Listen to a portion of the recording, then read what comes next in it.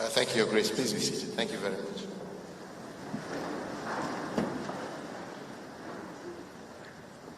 Your Grace, the Archbishop,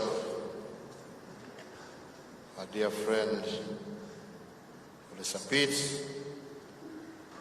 my Lord Bishops, clergy, the Anglican congregation, physically present, and those who are together with us on TV, on social media, and other platforms. God is good, and all the time. Your Grace, let me begin first and foremost by taking this opportunity to thank you for inviting me to join you on this auspicious occasion where we celebrate 50 years of the existence of this province. And at the very onset, I want to take this opportunity to congratulate you, Archbishop, and indeed the entire Anglican community in Kenya on this joyous day where we have come together to thank God for the amazing work that He has been able to guide the men and women of this congregation to do over those 50 years, and for the growth of this church from a single diocese to now 40 dioceses. And we are grateful to God and indeed the entire communion for that effort and work over 50 years. The second is to say that the Anglican Church is inseparable from Kenyan society. You are part and parcel of the society and history of this nation. And I will go even a step further, because not only have you been involved very heavily in not just spreading the gospel, but also in participating in education, in health, and many other social activities that have gone to improve the lives of your fellow citizens. But I think I can say without fear that the Church has also been at the very center of the social, economic, and political history of our country, beginning all the way from the late Archbishop Festus Solan to Bishop Vitare, Manese Kuria, up to even Archbishop Wabukala. You have played a central role in the social, economic life of this country and have been instrumental in ushering in changes that have made Kenya a better place. And I urge you and encourage you, Archbishop, continue with that. Continue with that. We cannot separate church and the life of people. Yes, you are out there to save souls, but you're also out there to serve and to ensure that the will of your people is also followed and committed by their leaders. And I want to encourage you that you shouldn't stop that. You should continue. Because as my father used to say, you are indeed the church.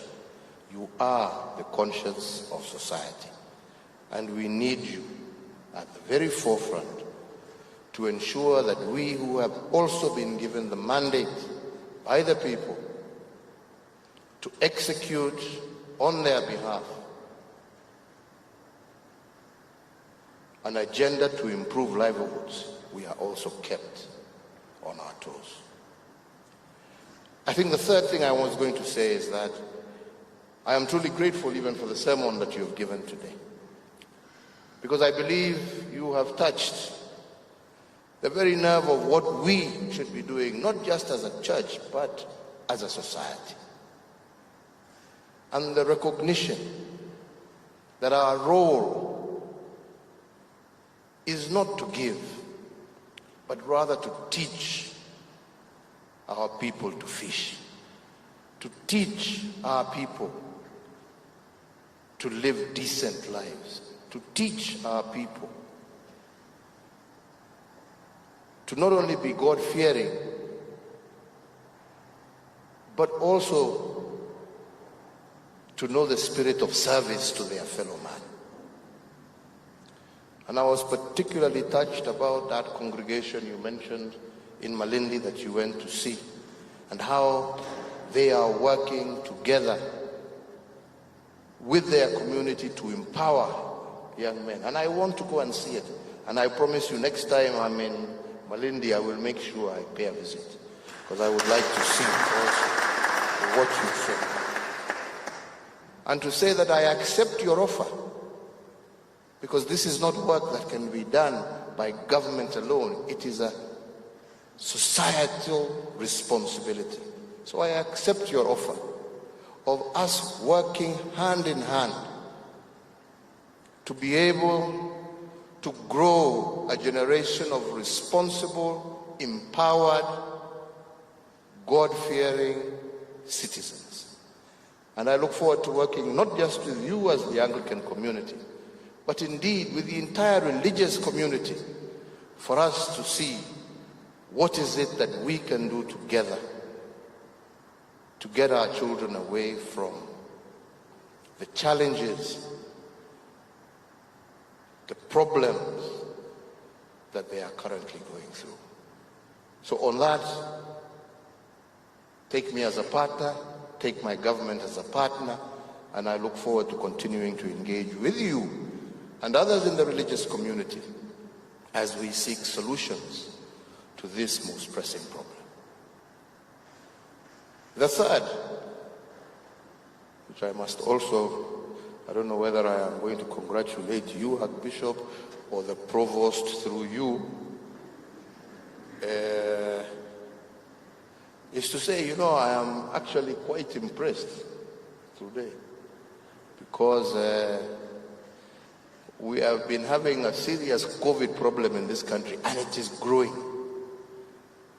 And on an occasion like this, that is so central and critical to your history, you have managed to put together a service where you are obeying and following all the necessary laid down COVID protocols that have been set. Hongera sana, pongezi. Pongezi sana. We are going through that very difficult time of saying, now what do we do again? Do we close up? We shall be coming back to that, not today, but soon. But when I see this, it says that, we don't have to. If only people would observe and would be caring of their fellow citizens, it is possible to keep COVID at bay and still be able to live and lead a normal life. I only wish that this issue of personal responsibility would be taken at heart, because truly we are facing a major challenge. And I remember when we said we are going to reopen, we said people take up the challenge of personal responsibility. And I'm glad to see the Anglican Church has taken up that call of personal responsibility. And if we all did it, we could keep COVID at bay, we would reduce deaths, and we would be able to continue to drive our economic agenda. So I just wanted to say thank you, pongezi, hongera, na tusome from what we have seen today. Ya mwisho, kwa sababu mimi sitaki kuwaweka, we will continue to work together on this youth project. I think it is a very worthwhile cause. I'll talk about that later when we simama kando pale. Tuone vile tutasaidiana. Na ya mwisho, I have been given an invitation by one Uncle Paul. I don't know whether he's still here or whether he's gone back to his congregation. So I wanted to tell him that yes, I accept his invitation, but I have a particular reason for accepting, and that is some many years ago, probably before Uncle Paul was born, I was one of the people who used to come to that Sunday school. So I would like now to attend in a different capacity and see whether things are Uncle Paul, I know you've got gray, lakini I think mimi nimekuzidi na miaka kidogo. Nitakuja, nitaka kuona kama mnasomesha vile mlikuwa mnatusomesha wakati huo. Nitakuja Sunday moja nikusurprise. Si ni hivyo? Utanipatia namba. Tutabonga. Kwa hayo machache na mengi nasema Mungu awabariki, Mungu aendelee kubariki kanisa Anglikana, na Mungu aendelee kubariki taifa letu la Kenya. Asanteni sana. Thank you very much.